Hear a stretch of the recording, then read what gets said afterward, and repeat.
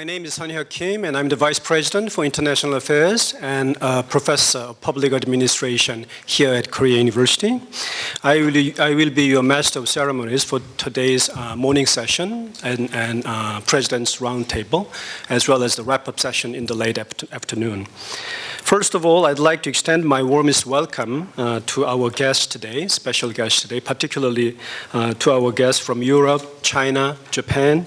Thank you very much for coming all the way to participate in the conference. Before we begin, I'd like to make a few logistic suggestions. Please turn off your cell phones or put it in vibration mode for the duration of the program. And as well, please refrain from taking digital photographs.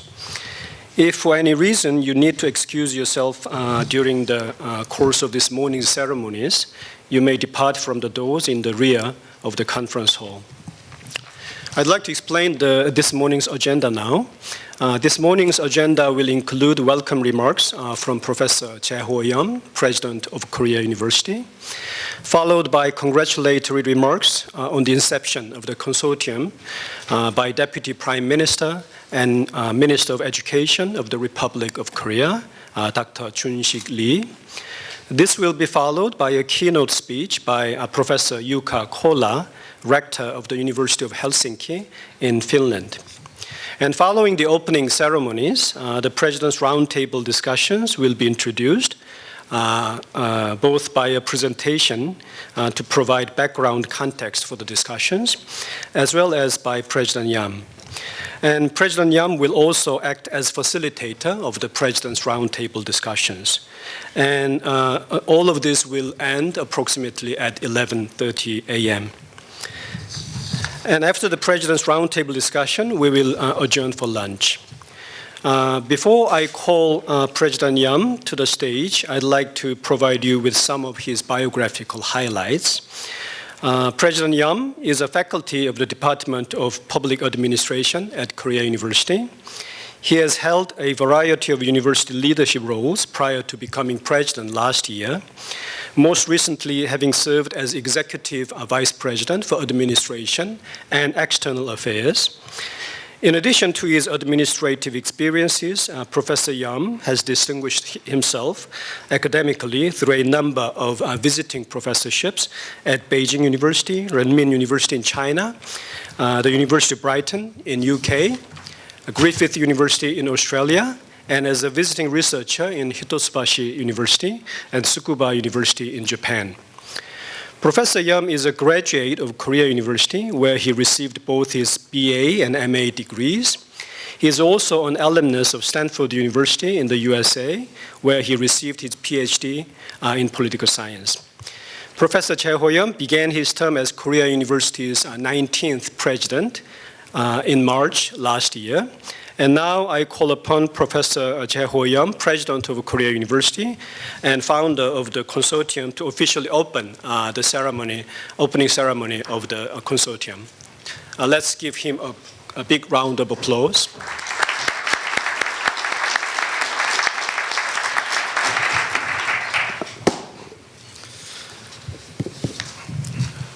Fellow university president, ambassadors, professors, faculty and students. It is a great pleasure for me to officially open the first conference of the East Asia Nordic Benelux University Consortium under the theme of Unique Potentials, Great Synergies. I'm pleased to know that it has generated interest among top universities in Asia and Europe, and that we all share an eagerness to learn from each other and work collectively to discern the value that we can generate in gathering in this way. I very much appreciate the presence of Dr. Joon Lee, Deputy Prime Minister and Minister of Education of the Republic of Korea at this event. As you know, he is a really busy person, and it is a good honor and prestige to have him in this conference. The direction of Ministry of Education provides to the higher education sector in Korea is pivotal both for publicly funded institutions and also for private universities such as Korea University. In addition, I want to express my personal gratitude to Professor Jukka Kola, the rector of the University of Helsinki, Finland, for his willingness to be the keynote speaker today. Given his extensive background in university administration, academics, and participation on a number of EU projects, I believe he is an ideal speaker to assist in launching the ENUC. Having personally taken the initiative to found this consortium myself, I must admit that the idea was not entirely conceived in isolation. In fact, the impulse to create the consortium arose as the result of discussions among my Korea University colleagues after a visit I made to Northern Europe last fall. During my visit, I was greatly impressed by the desire of universities in the Nordic Benelux region to engage with Asian universities, to know more about what is happening in Asia, and discover opportunities that may exist for synergies in the areas of university administration, educational delivery, and research promotion, among others.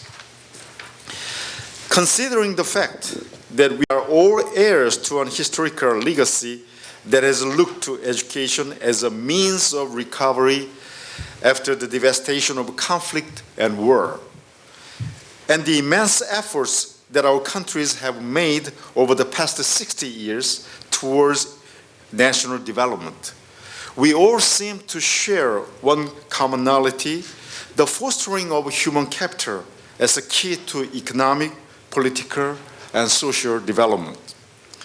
I believe that by bringing together university representatives from the East Asian and Nordic Benelux regions with a shared understanding that social and economic viability are increasingly dependent on international connectivity, that this forum will be an important place to harness the shared intellectual capital of East Asia and Europe. Examples of where we might make important contributions are found in our two key areas of activity: education and research.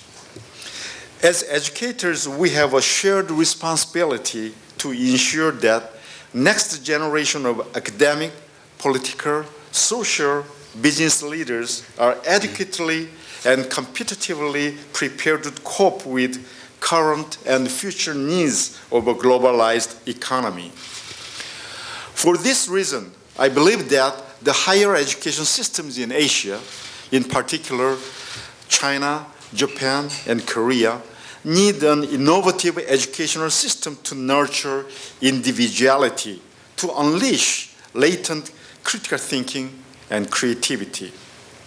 It is my vision to foster what I have called pioneering intellectuals, that is, individuals with the ability to solve problems creatively by applying tacit knowledge.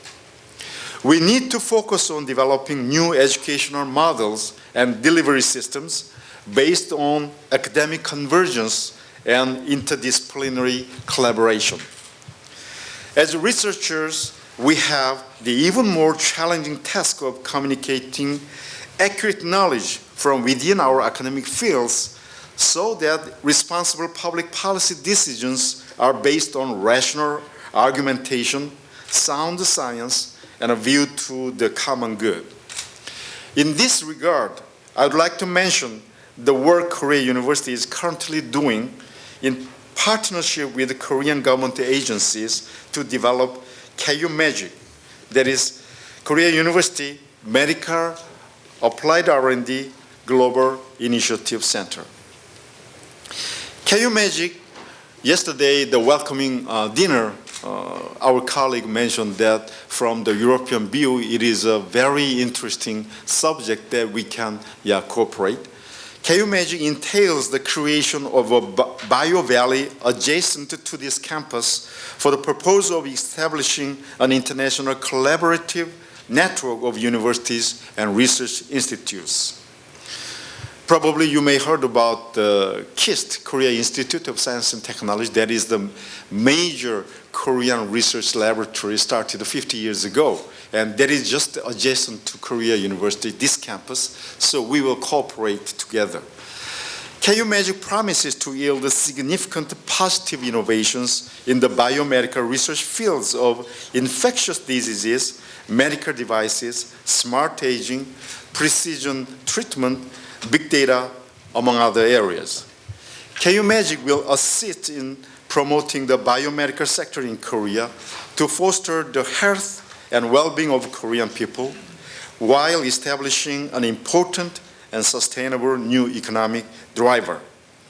And so, as you can see, North Korea has a strong interest in establishing international links to assist us in moving forward with the ambitious plans I have just mentioned.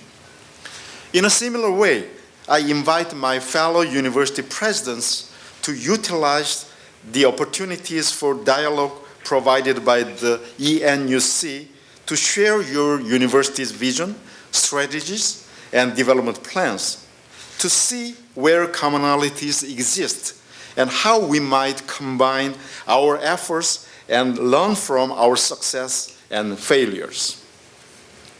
To the professors and researchers here today, I likewise hope that during the concurrent sessions, you will highlight what you are doing in your research fields to uncover opportunities for cooperation and collaboration that might exist between your fellow colleagues from Europe and East Asia. I believe by bringing together this very unique group of university representatives through the Enuc, we have the potential to make a positive impact in a variety of areas, from educational reform and development to strengthening research cooperation and promotion. Indeed, each of our institutions holds unique potentials. And so let us now begin the task of coming together to create great synergies. Thank you very much.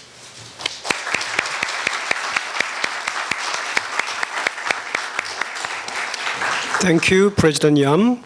And now, before I invite Minister Lee-Jun-sik, Deputy Prime Minister and Minister of Education of Korea to the stage, I'd like to share with you some biographical information about him.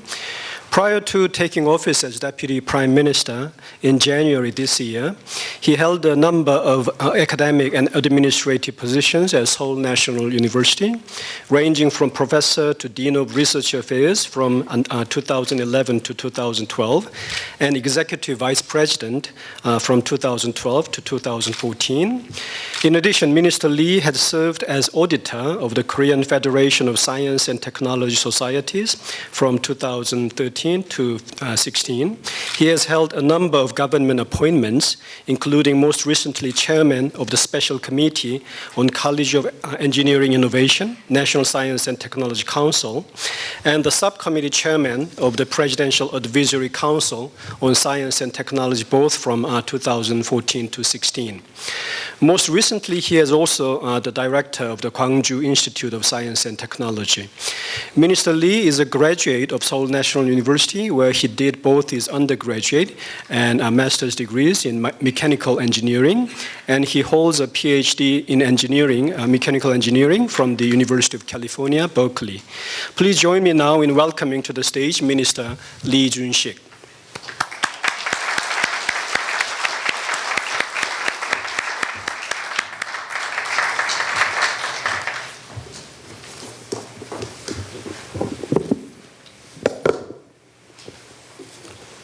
Good morning, ladies and gentlemen, honorable rectors and presidents, and distinguished guests. I'm very delighted to have this opportunity to deliver a congratulatory remarks on the opening of East Asia Nordic Benelux University Consortium Conference. First of all, I would like to thank President Jaeho of Korea University for the honorable invitation to this wonderful event. Let me also express my sincere gratitude to Rector Jukka Kola of the University of Helsinki, Rector Torps of KU Leuven in Belgium, President Wei Liu of Renmin University, and the rest of participants from the East Asian and Nordic Benelux universities for traveling all the way to Seoul to join us today. Thanks to your presence, I have no doubt that this conference will not only help bridge the geographic distance that separates us, but also identify the common challenges we are facing, which will ultimately lead to a greater growth. Korea is the only country in the world which transformed itself from aid recipient to aid donor in a relatively short period. We believe that higher education played a key role in the rapid industrialization and economic growth. So far, we have been very successful as a fast follower, but now we are facing a great barrier we have to break through to become a first mover.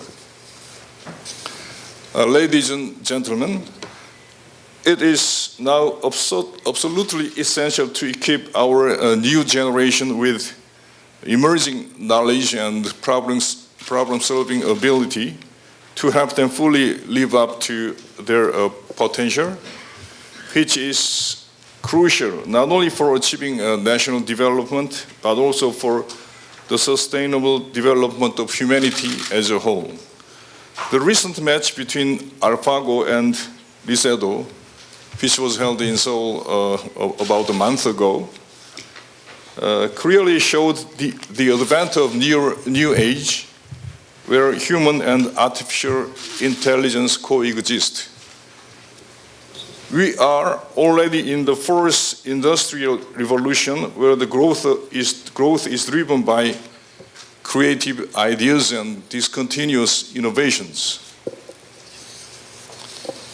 A recent paper published by 2016 World Economic Forum predicts that our next 5 years, due to the invention of innovative technologies such as robotics and artificial intelligence, 5 million jobs would be lost, and 65% of primary school students would have jobs that do not even exist now. In the face of such drastic changes, the role of university in fostering creative talent is more important than ever. Ladies and gentlemen, currently the Korean government drives a policy to strengthen up the linkage between education and the labor market in response to rapid social and economic changes ahead of us. I would also like to point out that Korea faces a major demographic change due to a severe decrease in birth rate. In the face of this challenge, we expect that university enrollment size should be reduced by 160,000 students until 2023. In order to overcome such problems, Korean government encourages universities through a financial support program to revamp their curricula to meet the future social demand, as well as to downsize the body by restructuring their faculty systems. Ladies and gentlemen, in this new age, universities should be willing to embrace globalization, which begins with promoting student exchanges as well as collaboration in research. Universities should now focus on advancing the quality of exchange through dynamic networking rather than just aiming for increasing the number of exchanging students. I'm confident that today's conference will build up the cornerstone for a much closer friendship and partnership between Nordic, Benelux universities and East Asian universities to share their outstanding education and research experiences. I have no doubt that our strong partnership will lead to a more active student exchange and cooperation for our constructive future. While hoping that this conference will lead to fruitful outcomes, let me also wish you the very best luck in all your future endeavors. Please have a pleasant stay here in Seoul and enjoy our Korean traditional food and culture. Thank you very much.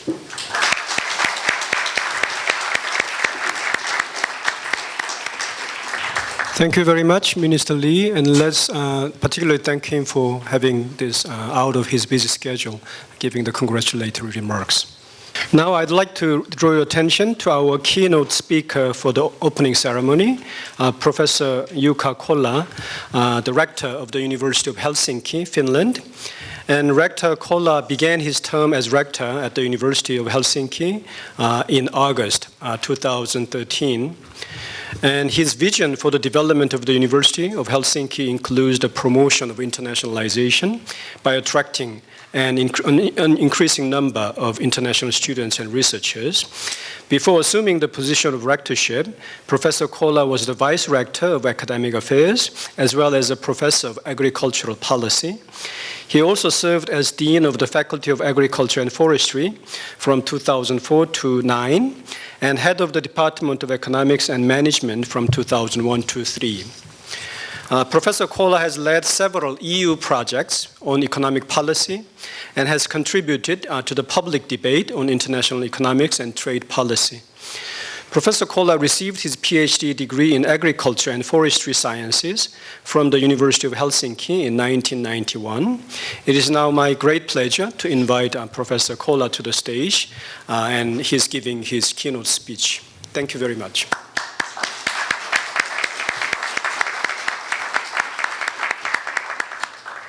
President Yeom, maybe I should have also the Deputy Minister, but he left, but it was nice to listen your speeches here, and I will build on that. But then also all presidents, rectors, professors, the other audience, it's nice to be here, and it's nice to see so many of you here. I may start, because I know that the celebration is tomorrow, but then in any case I would like to congratulate already now to Korea University for the 111th anniversary, and it's celebrated this year and many ways, but also then tomorrow we have a special session. Then I would like to especially thank President Yeom for inviting us here, for initiating this idea of further collaboration. And really that kind of international, global collaboration between countries that have had already some cooperation in education research side, but that could be improved and increased. And that's why we are here. When we have this number one, so the 111th anniversary of the Korea University, I thought that I may speak about 3 I's, 3 letters I. And they are investment, international, and impact. And to some extent, I said that I will build on the previous speeches by Minister and President, but then bringing maybe some more concrete elements to there.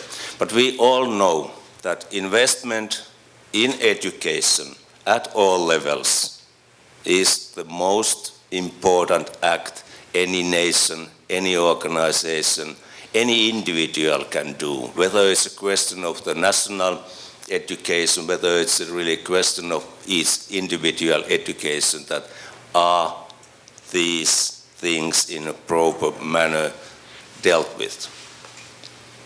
When we invest in education at all levels, when we invest in research, higher education, oftentimes on social interaction and this innovation side at the university level, then we are creating the better future.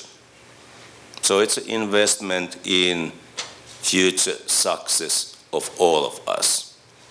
We also know that the investment in education and research is that kind of long-term decision.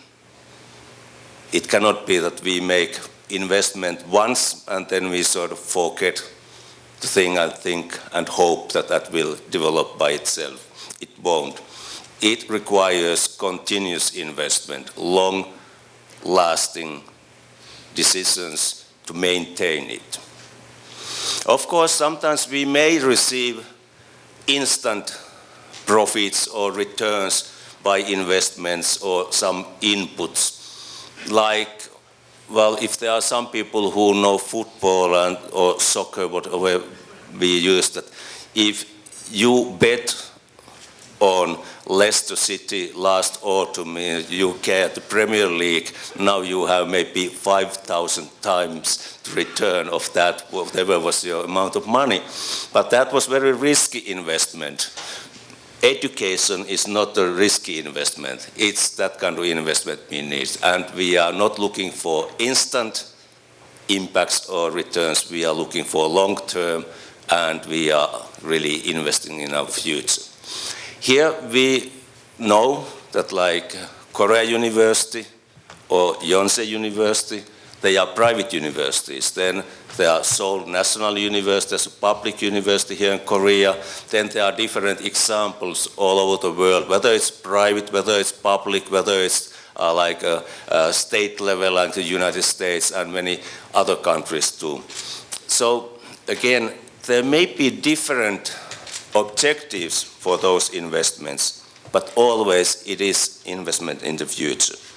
And then how we attract that kind of investment, whether it comes from the private sector, public sector, or something like even semi-public, semi-private, these are the things that we have to be quite skillful at the universities, that we are attractive, but at the same time we are maintaining our autonomy, how we make our research, how we create and plan our education in order to keep that kind of objectivity, neutrality, and autonomy there. And these are actually some of the cornerstones how that type of investment becomes a long-term investment, and it brings the long-term impacts and benefits that we are doing. It can be private funding, it can be public funding, but then we have to know how to do it. And there are different forms to do it. Then, often when we are looking for this another I, impact, often at the universities we may focus more on the research side, and that's quite okay. It's good to see the research as that kind of major impact originating factor. But then let's not forget the education side. Of course, education means that then we can actually also educate the best researchers, whether they come from our own universities or the other universities worldwide. But then the education has actually that kind of short-term impact too. Well, almost every day or at least every year, there are thousands of young people who graduate from our universities here in East Asia, in Europe, in the United States, in Africa, all over the places. These people, when they go, these young people, to work, whether they can stay working at our universities too as researchers, some other positions, but usually, and most of them, they go out of the university to work in labor market. They are the people who are making the future. And how we educate them, actually we shouldn't educate them just to adapt to the working life, just to be there following and continuing the same ways to do, whether it's a private sector or whether it's a public sector, not just doing the same as there has been for decades. They have to be change agents. They have to go to working life to make changes to the better direction. And that's something we have to provide them during their education, whether it's a bachelor level, master level, doctoral level. But yes, we have to give them idea how to develop our own societies, how to develop international society to the better direction. And that's quite a challenge. But I repeat, let's not forget this challenge. And this is the true impact, at least every year, when these young people graduate from our universities.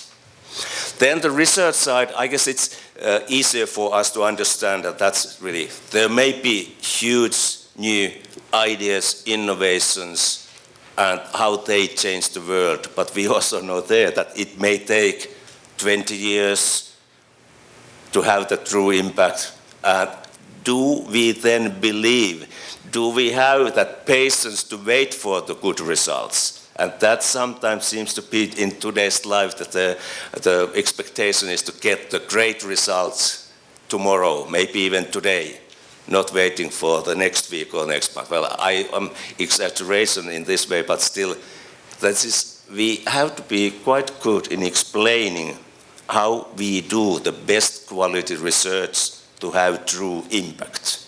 It takes time, but what it also takes, impact often takes these ideas that we collaborate. So there is this impact in interaction. And actually in this connection, I may just show here, we have a new strategy for the University of Helsinki for the period of 2017-2020. And this is the vision here is, or even almost the mission is, global impact in interaction. And for the University of Helsinki, they are quite big words, global impact in interaction. But yes, that's what the universities at the higher level should be aiming at. How impactful you can be, there are many reasons. Actually, there's a nice picture on the other side too in the strategy. But then, how impactful you are going to be, it requires cooperation. In today's world of the universities, especially those higher education institutions that are looking for, let's say, higher places in rankings. We can have different opinions on the university rankings or some other measurements, how we are compared with each other. But then maybe we have gone a little bit too far on the competition side. We should see more this collaboration side. And actually the idea is that, like we here now, East Asia universities, Nordic, Benelux countries universities, when we can find good ways to collaborate and cooperate, then we don't have to compete with each other. But yes, there are still many universities and many countries we can compete with, not against, but with. And that's a difference.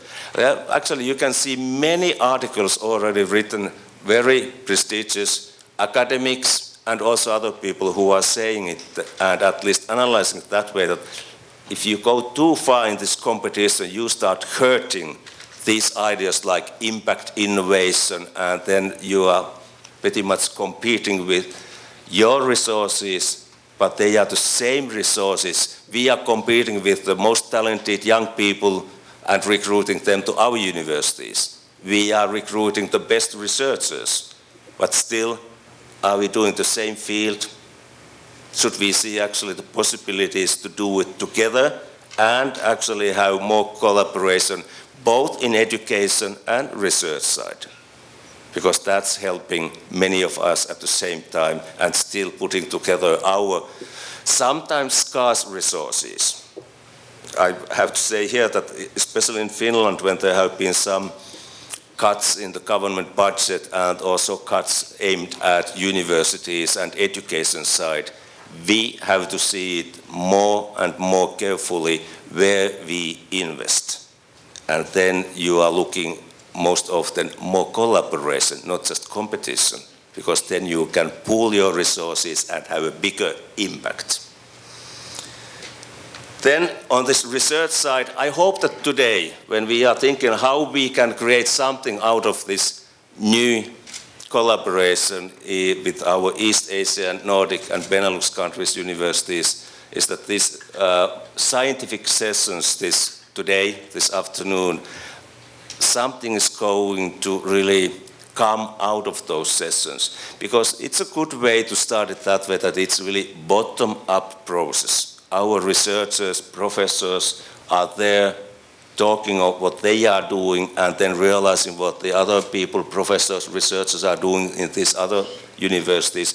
We know it to some extent. We have had some collaboration between our 12 universities who are represented here, but there's, like the title says, there are really huge potentials what we can reach when we learn to know each other better. These are sometimes quite simple things. When we enter into dialogue, better the dialogue, and maybe it's with many, many partners already, then we can see what are our possibilities. Actually, it was already defined here that when the invitation came for us to join this seminar here, that there were also this invitation that we could get some our top scientists here too, and in certain areas like this informatics, computer science and information systems, then there was biomedical life sciences and welfare systems and welfare policies and social change. These are already sort of the focus areas. Okay, they are quite broad, but like today, our researchers, professors are talking on these topics, but for the future, for our collaborators, it is really that identifying certain focus areas in research and in education side, and then creating something there, starting with small steps.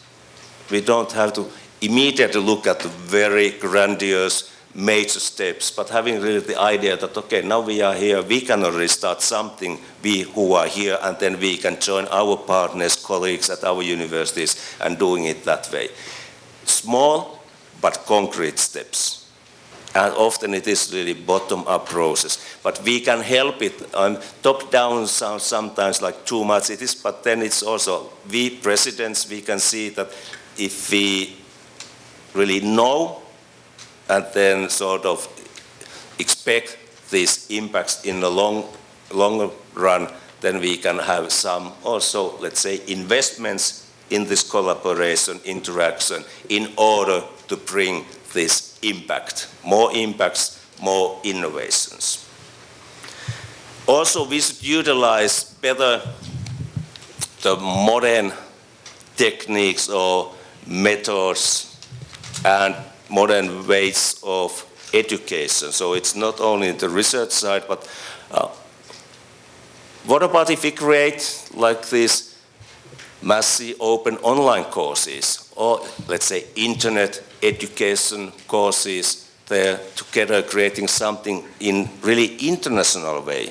Also good quality education, but then really having this international content in a natural way there, not trying to create. Well, in Europe we are creating more, and also here in Asia, more English taught courses, and often doing it by ourselves. Maybe there's a chance for more collaboration, and not only the old way, but the new ways, which are already widely used. So this is something that we should concentrate and see what can we do. Maybe also joint degrees, double degrees, that is the way that not just compete, but doing it actually together. That could be one way. again, it requires that we see that it's something we want to do and we see the ways how to do. So not be stuck in some bureaucracy or administrative issues, but seeing it as a major goal for our universities to improve our collaboration. A little bit back to impact and research. It was several times mentioned that today we cannot stay in our narrow silos of our special expertise. We have to have the special expertise, but then we have to start sharing it. And then interdisciplinarity, multidisciplinarity, or transdisciplinarity. These are different, meaning sometimes same things, but sometimes meaning very different ways. We have to be there all the time, seeing that how we can join some different areas, science and our research and our education, to really bring something new. Well, we can work with the narrow areas and have a gradual improvements, and all that is needed too. But having sometimes the major innovations in research and also how it can be applied, then we have to be more on the borderlines, not there in our own silos. And again, when we have these countries, 12 universities, we can easily find those borderlines, how we combine our own expertise with people from also other universities, other countries, and then creating something that we even haven't thought earlier. And these are the true impacts of research and higher education. We all know it, but let's make it more concrete between our universities, and then having these concrete small steps, which may lead to very big steps there. And when people come together, at least we are creating networks. And that's already quite important, concrete step, that we learn to know each other, like I was saying. And after this, today, tomorrow, when we are together here, when we learn to know each other, well, it is already one concrete established, let's say, instrument, how in the future, next days, next weeks, next years, we can have very good results, impacts, and innovation. And that's why we are here. So, with your three number ones, we can put these 3 letters I. Actually, I was talking more than 3 letters of I. If you have investment, international interaction, impact and innovation, then there's also interdisciplinarity and some other words starting with I. But it's not important what is the first letter. It is what's the contents. And we are creating it today and tomorrow and in the future days between us. We have to see it, like, follow it and see it, that there will be these results. Thank you very much, President Yeom, inviting us here. It's our pleasure. Now let's make results and impacts together. Thank you very much.